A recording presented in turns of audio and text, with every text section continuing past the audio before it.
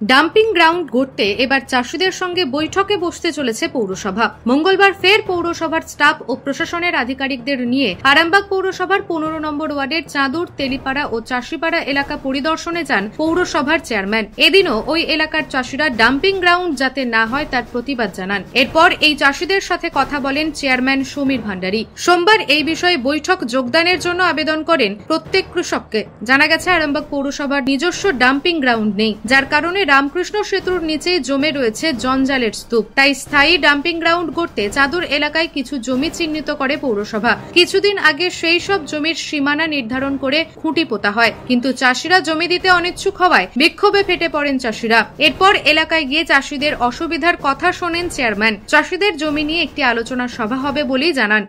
আজকে কোনো কথা নয়, সামনে সোমবার বলবো।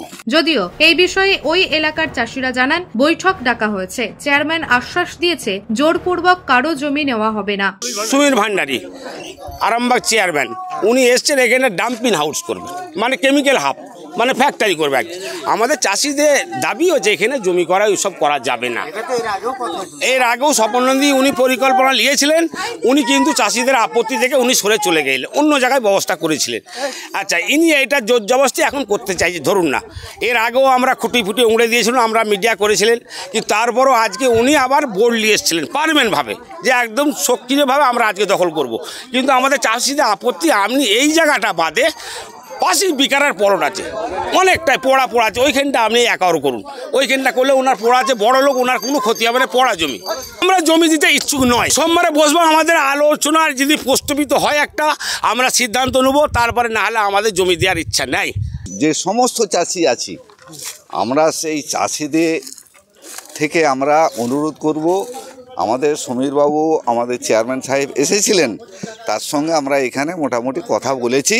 সামনের সোমবার আমরা একটা আলোচনা করব। উনি আমাদের কথা দিয়েছেন যে আমরা জোরপূর্বক কারো জমি নেব না, স্বেচ্ছায় যদি কেউ জমি দেয় তবে আমরা এখানে আসবো সোমবারে, সামনের সোমবারে, তারপরে আমরা চিন্তা ভাবনা নেব।